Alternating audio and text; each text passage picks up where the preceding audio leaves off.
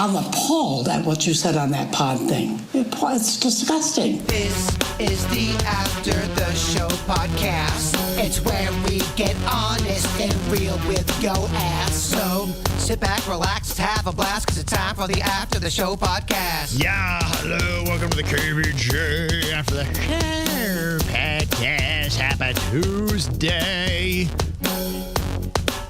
Oh, what a day it is. Working our way through the week, slowly but surely trying to get to Halloween on Friday. Virginia's big old bash that she got going on. Woohoo, I'm so excited. I got that graveyard out front, well lit. Yes. Exterior illumination. I'm going to put up a tent. I'm going to put out the grill. Okay. I'm going to put out the cocktails and the food and the treats and the fun and the... Yeah, it's going to be good. They were talking about some of the snacks and other cocktails specifically that you've catered just to Halloween that you're going to have on Friday. I can tell you're excited. You love doing this stuff, don't you? I do. I love Halloween. It's the most fun because a bunch of people come over to your house. They enjoy your yard. They enjoy your food. They enjoy your snacks. Yeah. And then they don't stay. They keep it moving. Yeah, That's right. trick or treat. Yeah. So people come. I see all my neighbors. I talk to the ones that like me. Yeah. I talk to the ones that hate me. I you do? laugh. Okay. Oh, yeah. I talk to all. I really ham it up for the ones that hate me. Oh, okay. I make sure that they get a cocktail. They get whatever they want. Oh, how you doing? Oh, I love your costume. So you actually treat the people who don't like you better. Yes. So it's better off to not like you. It annoys the piss out of them. They get so annoyed because all their friends in their group are like, oh my God, Virginia's so cool. Look at all this fun stuff she did for us. And then they have to hear about how cool I am as they walk through the neighborhood stewing in their hate. It's a passive-aggressive strategy Yes. that you have going on. Love it. Okay. All right. Love to hear that. Okay, so Virginia's putting her ideas together on that. Which, excited to get to it. Bird is not with us here today. He's taking a couple days off. You got to deal with some personal stuff. So encourage him to do that and put his family first and do whatever he's got to do. We don't know what it is, but if you need me to, I'm happy to go over to his house and get in the bushes and peek in some windows and try to investigate. Nah, it's all right. I think we'll let Bird deal with whatever he's dealing with on his own. All right. You know. Boring, but okay. Yeah. So, we did not have Do It Bitch today, so we had to kind of, call an audible and kind of move some things around, so the week's going to be shuffled around a bit. But I did come up with an idea. I just don't know if it would suck or not to play Do It Bitch without having the teams. How would we do that? Here's how, Virginia. Okay. Let me explain it. So what you would do, you know how now typically you have to name a certain of a subject in an amount of time, 10 seconds. Right. So it's a topic. How many can you name in 10 seconds? Now, the number you have to get to is set by the gambler. So with this concept, there wouldn't be any gambler. There would just be everyone is a responder, and you have to name however many in a certain topic based on what you roll. So you got a couple dice here. You roll the dice, and let's say, for instance, okay, things that are brown. By the way, Kevin goes, hey, Denny's, do we have any dice? And Denny's goes, yeah, I think I have dice. And produced a pair of dice out of his bag. It's pretty unreal. Just whatever vision Kevin has in his head, Denny's is already thinking ahead and prepared for whatever crazy concoction Kevin's brain has just made. It was the most insane request. He was like, yeah, of course, I get some dice. Yeah. He came running in with dice. Do you need more than two? Kevin's like, no, two will work. So you would roll the dice. I roll both of them. I got a 3.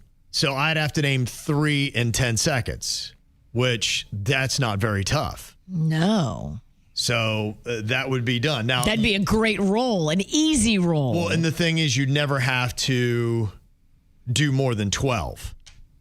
So 12 would be rough. Yeah, so you could get a 12, and then that's what you have to do. And then what we do is it's basically the first 2, 3 up. But, so like with the regular rules, if you get the 3 in 10, let's just say I did, then I would get a point, and I'm on my way. Then you go next. You get another topic. You roll. If you get it, then you get a point. Okay. I don't hate it. I like making adjustments and making it switcheroo and spicy and different. I love that. Yeah. Now, the thing I didn't know is, if you have to get to 3 to win, let's say we all just keep getting 3 and all of a sudden you're at 6 or 7 and there's, the only thing with the regular version is you only go to 5. And you can't have a tie on that. But you could have a tie on this, and it could just be a complete shit show. But we won't know till we're in it. I say we try it. That's why I was like, maybe we need to do a mock play of this, because that's my biggest concern. Because if it's the first to 3, we all have 3, then we have 4, then we have 5, and nobody's missing their mark. Because, look, the topics I think would have to be tough, too. Like, I just rolled again. I got a 4. 4 and 10 is not tough. And then I just rolled again. I got a 4 again. Roll again? Yeah, what are these? You would think they're loaded dice? Now I just got a 6. They're loaded to be small numbers. Okay, that's a better number. Yeah, so I think they'd have to be pretty tough topics, because you could be rolling a 2 or a 3 or whatever, and then it could keep on going. It's got to be a challenge. So it might be taking. So I have to set aside what are the tougher topics, and then it's just the luck of the roll. Just remember your team's limitations. I hear you. So we could get fancy and try this new version and screw it all up tomorrow on Do It Bitch, or just wait until Thursday when Bird's back and play the game with the teams. I say we try it and screw it up. Okay, you like to do that. Risk nothing, reward nothing. Okay, well we'll work it through. Denny's and I might play a little bit off to be like, okay, yeah, no, this we got to 26. Question. Yeah. Now, the punishment, we talked about doing something called Tasty Cakes this week. Are we doing that? Well, the only thing about that is, it's Halloween, and they're called crap cakes is the name of the bit. So the bit that we done before, now you can take Tasty Cakes, but you fill them with X-Lax and you don't know. And that was actually for a sudden death. That's how we did that. It wasn't a punishment. Oh, okay. Yeah, so we're talking about doing it for something different. Yeah. And then the other thing, too, if you're, because when it hits, then you'll miss all of Halloween. I know everybody kind of likes Halloween. So you would. You'll be crapping your brains out. Yeah. So you wouldn't even partake in Halloween. So, You only lose one day. I know, because I lost last time when we did crap cakes. Yeah, crap cakes. Yeah. So it was at sudden death. Everybody.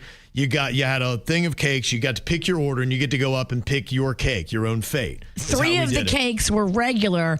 1 cake was filled with X-Lax, but nobody knew which cake was which. Right. So I think I think the way we executed that was perfect. I think it's got to be a sudden death. It's got to be that way, not necessarily a do it bitch punishment. Okay, so we'll still do that. Yeah. Just different time. We'll bring that back. Yeah, and that was so long ago. I think last time we did that was when you and Panda were just dating. We had first started dating, and it was actually, we were driving up to Gainesville to go to a Gators football game, because he's a Gators fan. And I was like, new love will make you do anything. I went to go cheer for the Gators, which any of my LSU fans would punch me in the neck. Mm-hmm. Neck. Yeah. Yeah, because of the tattoo. Yeah. Mm-hmm. Yeah. Yeah. So you don't want to have a day like that. So we'll have a day where you can go and shit your brains out and be all right. Yeah, if we figure it out when it's or do it when you have a day like that. That's really a scary punishment. Mm-hmm. Yeah. Some people were throwing out some ideas on the Do It Bitch. Joey had said what you do is you roll before you know the topic, and you got 2 types of topics. Really hard goes 1 to 6. Easier ones go 7 to 12. Oh. Yeah. I don't hate that. I think that's good.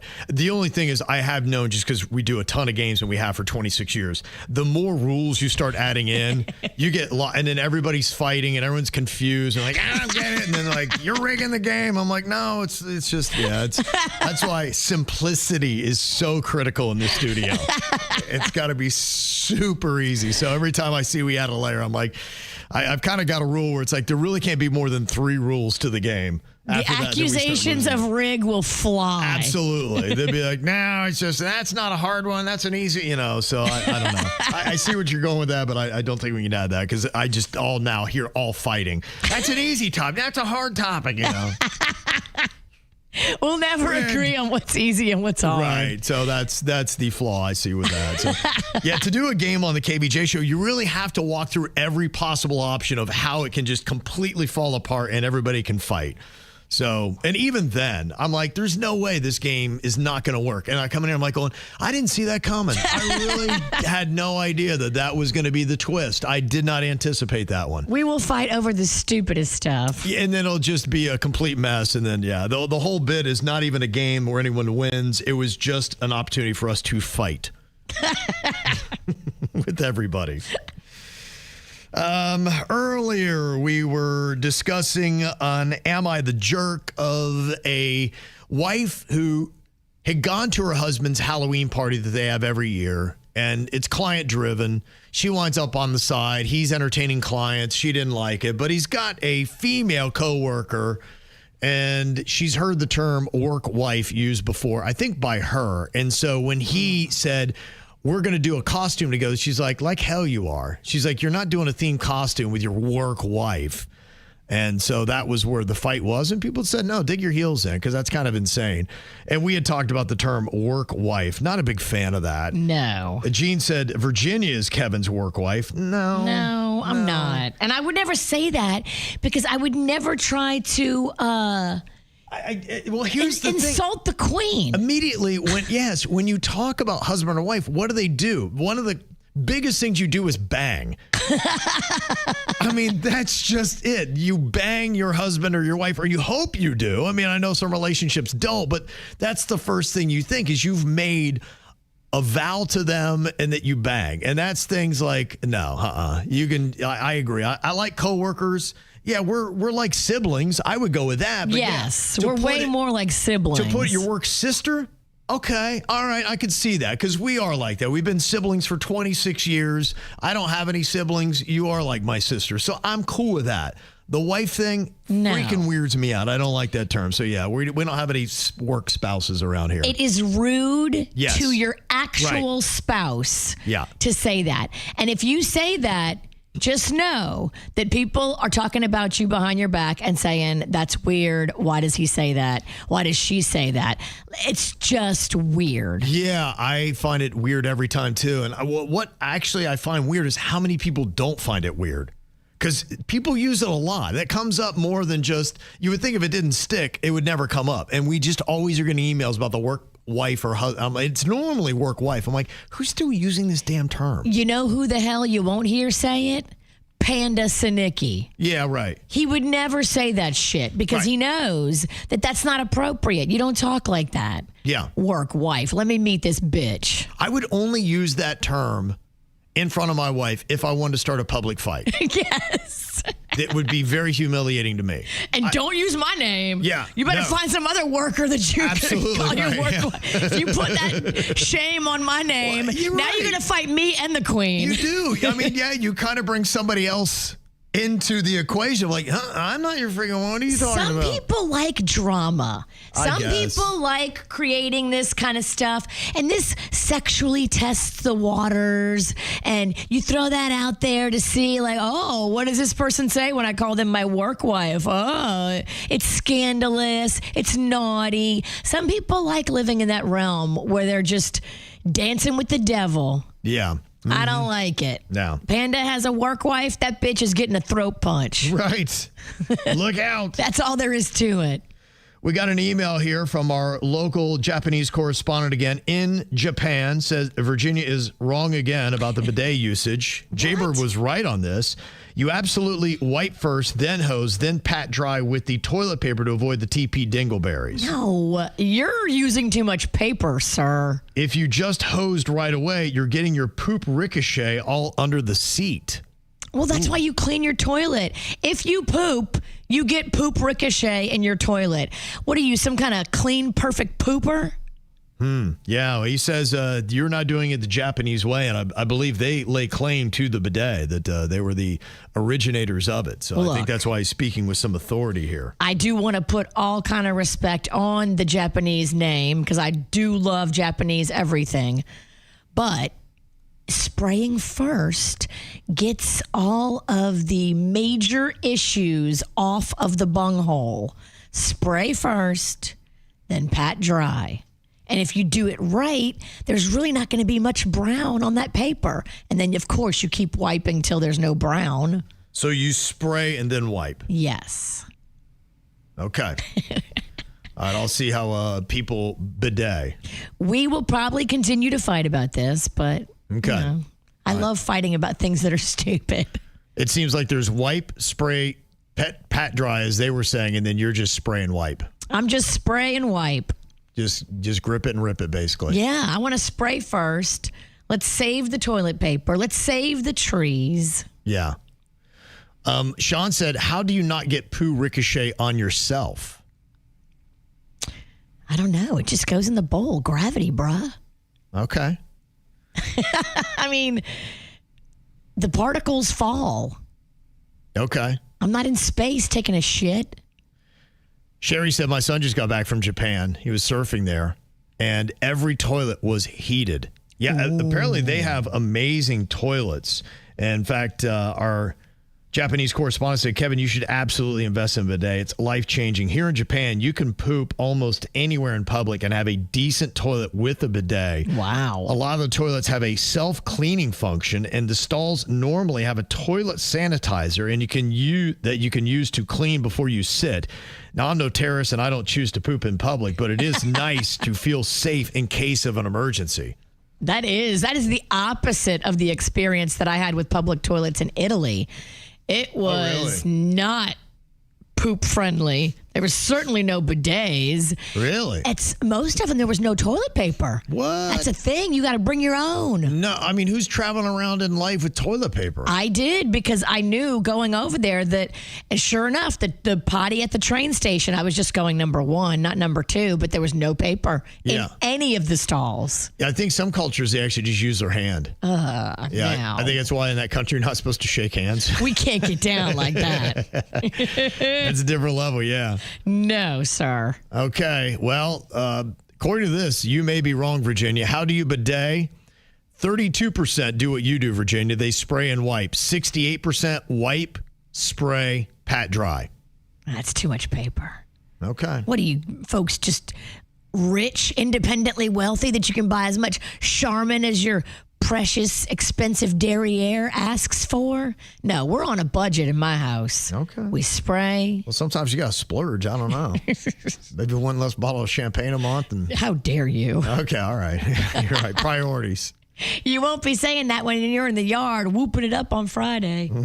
Yes. There'll be no less bottles of champagne. Yeah, you know what? I might save a dump just for your house. I don't ever do that. You can go upstairs. Yeah.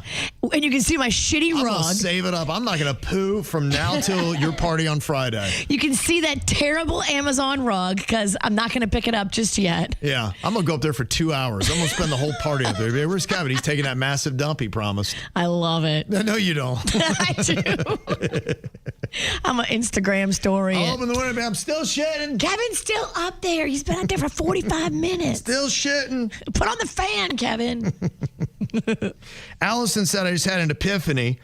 I wonder if the toy that was found when Virginia was having her closet redone was related to the vibrating underwear that you guys were talking about a few days ago that she totally forgot about. So they were totally different. They were both, I think, radio gifts. Like, somebody sent them to the radio station. The vibrating panties, we got those. And then also the little bullet vibrator, we got those. Mm-hmm. But they were two different things. Right. I think we got the same gift because I had a couple of those things laying around. It was from one time we were doing sex toy parties or something, maybe 15 years ago, a long time ago. They used to always send radio stations all those kind of goodies in hopes that they would talk about it, which we did. Yeah, we did. Yeah, we're suckers for that. That's all you got to do. Sex toys, here we go. Jeremy, putting this on your radar, there's a new Popeye movie on Peacock. It's called Popeye's Revenge. Definitely watch the trailer, especially Virginia. Popeye's Revenge. Yeah. Oh. Is it a cartoon or a real action movie? It's a great question. I don't know. Don't know anything about it. I do love Popeye the Sailor Man. Yeah, you do. I always hated Popeye. I could not. It was my least favorite cartoon by a lot. I don't know what it was. I hated everything about it. I like olive oil. I don't know. I just liked it. Yeah, I don't know what it was. What was the guy's name with the hamburger? Wimpy. I'll gladly pay you Tuesday for a cheeseburger today. Yeah. Is that what he said? I think so. It was something weird. It was very weird, but I was like, what were they smoking back then to come up with that? That was bizarre. And this said, did Virginia watch the Amityville Horror yet? You know what? I had it on my list, and I was going to watch it, but I had to watch the KVJ horror movie last weekend. I'll watch it this week. I need to watch it because somebody's going to make a big donation to Little Smiles if I watch it. Oh, okay. Yeah, somebody was asking about where they watched the KVJ horror movie. It's called Chat Room, and it is on YouTube. Yeah. So you can watch that anytime. It's posted right now. If you search it, all you just write in is Chat Room, and it comes up on the YouTube search bar. Mm-hmm. Perfect. Jeff was talking about the list we had where actors seem to have a movie that either one kind of derailed their career, like Mike Myers had had that. I can't remember which one it was that he had. It was Zoltan? Love Guru. Love Guru, yeah. Which kind of slowed his career. And then other people that look like like Elizabeth Berkley did Showgirls, and the guy that was from Friday Night Lights that was going to take off. Taylor Kitsch, I think, was his name. And he was great on that show. Like, you could see he had the essence of Brad Pitt. Wow. When Brad Pitt was that age. And watching him, I'm like, because he just was just kind of he just had the swagger. You know, he was just effortlessly really good looking. When you see it, you know it. Yes. And then he had that big Disney budget, the John something or other movie. And it did not, what was it? John Carter? John Carter, yeah. John Carter. I remember that. And they thought, okay, yeah, they put a lot of money behind them. So they said, this is going to be the next Brad Pitt. And the freaking whole movie tanked. That sucks. I don't know if it was his fault. I mean, he was just walking around in a loincloth. I don't know. The concept just seems stupid. So he might just pick the wrong movie. But Freddie Prinze Jr. came up that he hadn't done much since Scooby-Doo. And Jeff said he has been doing voice acting for the Star Wars franchise Rebel S series for like 10 years. Okay. And that's good that he's still working. It's just, I think it was in front of the cameras. This was a guy that was, you know, and good for him. I know Mark Hamill's done a lot of voice work. Freddie Prinze Jr. did the new Punky Brewster show, and Elizabeth Berkley was just in Cobra Kai. So, yeah, they're still working, but I think you thought their trajectory was going to be higher. And look, I think if you're an actor or actress and you are working, you're just happy. Amen. But, you know, there are some people that they do care about what status and what level they're on. And Jeff answering the question here about bulletproof vests. It came up the other day, stopping bullets. Do they stop all of them? How many? How do you know? He said bulletproof vests typically won't stop a high caliber rifle. More designed to stop small arms close to close combat, like a 9mm, 45, things of that nature. So if you had, for instance, a sniper with a high-powered rifle, then bulletproof vest. And I do know that, I think it was even with the Charlie Kirk thing, that he had been encouraged to wear bulletproof vests when he was out. And I think that day somebody's like, hey, you might want to wear one. He's like, nah, I'm good. I'll just take my chances. But, I mean, it wouldn't have mattered. They got it in the neck. So. A bulletproof turtleneck just doesn't seem comfortable. No, and even then, so even if you had the bulletproof turtleneck, apparently with a high-powered rifle, it's not going to stop that. So that is what it is. Bullet still almost undefeated. And got an anonymous email here wanting to know if it's weird to show a guest a nude painting. Says, I went to a friend's house for the first time, and they know I love art, and they said, oh, I want to show you something. So I follow them into their office, and they show me a huge nude explicit painting that's hanging on the wall. It was beautiful and really well done artistically, so I definitely was impressed by its beauty, but it was also a giant naked lady entwined with a huge swan. It was a lot. I was so surprised and caught off guard, I felt like I was being pranked or something. Yeah, they want to know, is it weird? Yeah, I mean, I guess. I mean, it depends upon what the art is. That's odd if that's the first piece of art you show somebody. If you have other art that's not nudes, and then the fifth painting be like, and then we have this. And you're like, oh, okay, they have a nude. It's not like just a nude. Now, the one thing that I'd heard, the story that was weird, is the radio station that I worked for in Kansas City, before I got there, they had a program director that was doing it wrong. He was taking money from record labels and he was playing whatever they wanted. If they just got him He was on the take. Yeah, He would play whatever. And he was making money, had all kinds of weird stuff. And they were telling me like he would take a limo to work. And they're like, just some stuff that didn't quite add up. I think it's kind of what did him under. And shady. There are some rumors about maybe some substances also that he was partaking in. He sounds like a fun guy up until the point he got busted. And then he had this really nice house that he would always want to take people to. And part of it was people like going, how does he afford a house like this? And then the other thing was he had a humongous nude oil painting of his wife done that was hanging in the living room over the fireplace. And so when you would walk in, he'd be like, so what do you think of my wife? And people are like, it's great. I feel weird. Yes, and he was like the boss of so many people, like going, They're like, whatever you do, don't go to this guy's house. Because it's the first thing he'll do is point it out. And he'd be like going, so what do you think of my wife? And you're like, nice tits? Yeah. Like, what are you supposed to say? Right. So, I mean, yeah, what you're dealing with, that might be a little bit weird, but when it's his wife and he's pointing and he's waiting for your reaction, that's super weird. Like, that's like, okay, what am I supposed to do with this? Now, got this email here. I'll keep this anonymous as well, as I don't know. But it says, I found a ring in my husband's underwear drawer.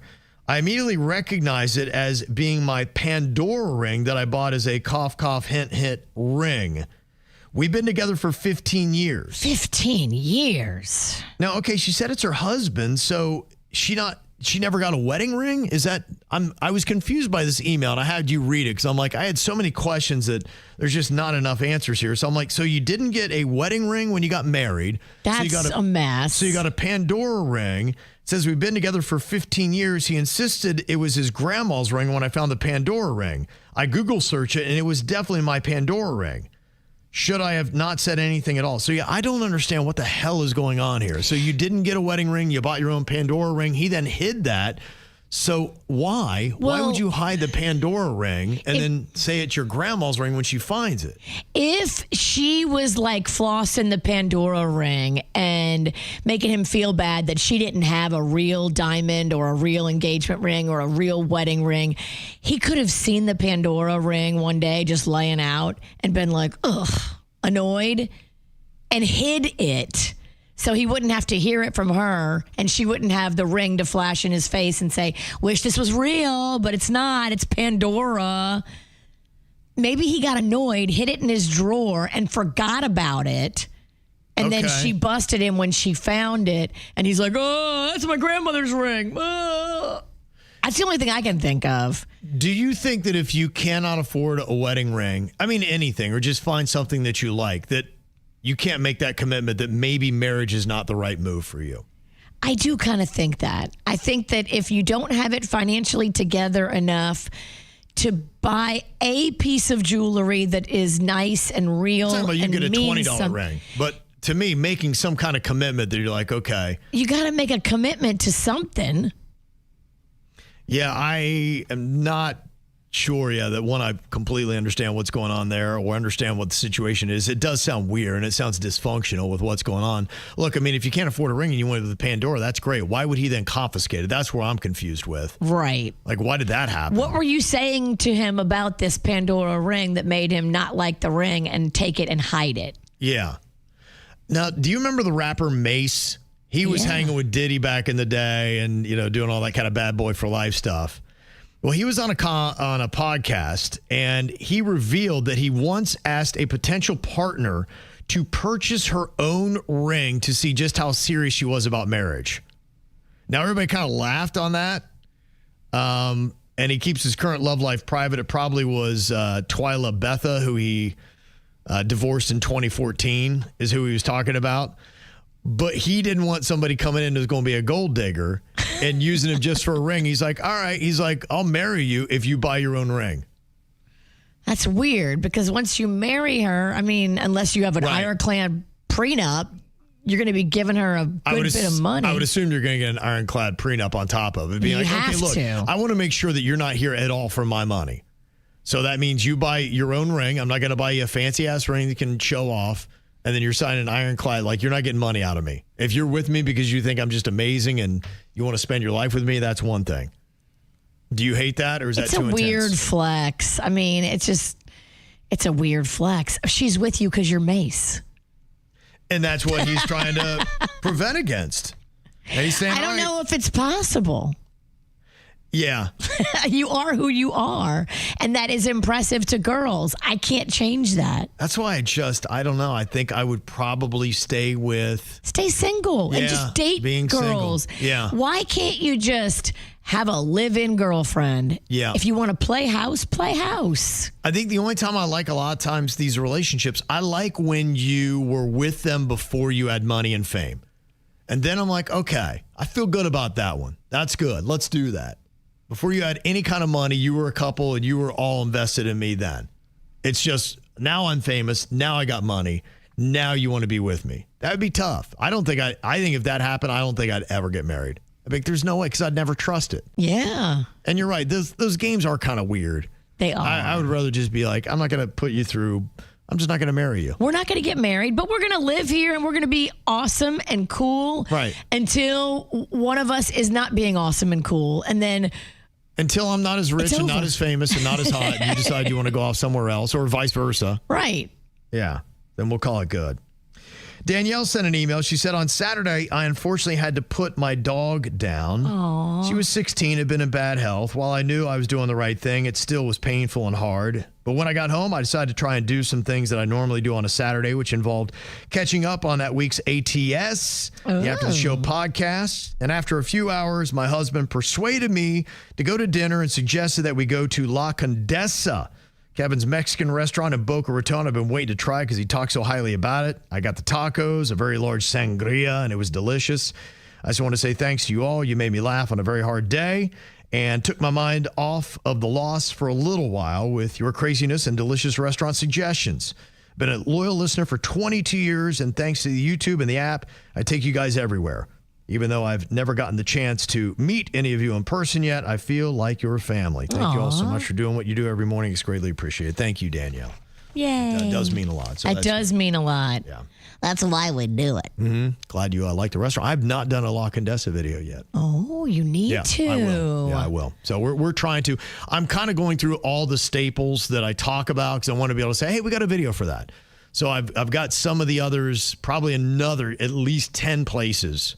La Condesa would be one that I got to get through the staples, and then we can really start exploring and finding new places. Yeah, I've got 4 in the tank. I got one that's already taped. Okay. One that's coming up this Thursday. One that's coming up this Saturday. Okay. It's a lot. We like to eat. We do like to. I love to go out. It's so I do fun. too. It's my favorite thing. Me Always has too. been. Yeah, so if you're looking for new places throughout South Florida, you got some suggestions, go find us on Instagram, kvj.eats. You can go there and just follow us, and we're always posting videos of new places. Like I said, I'm really looking forward to getting to the next stage, which is trying a bunch of new places and then maybe even going a little bit more in depth, with some of the videos too. Maybe going back to some of the places because I know, for instance, like I went to Pig Beach. One time they gave me the tour of how long they had a pig that they had been roasting for days, and they were showing me how they do that and all that kind of stuff. So that'd be kind of cool to add that in round 2. When I went to Blackbird and I got to go back in the kitchen and help make the dessert, that was really cool. Mm-hmm. We should do more of those kind of fun, interactive, different experiences. Yeah, spice it up. There you go. We'll keep adding those. So you just go and follow and tell us where to go, and we will definitely get to it. All righty. Well, we got just a couple more days. Halloween is only going to be 3 days away. Crazy. We'll definitely see you back here tomorrow. Y'all enjoy your Tuesday. Goodbye.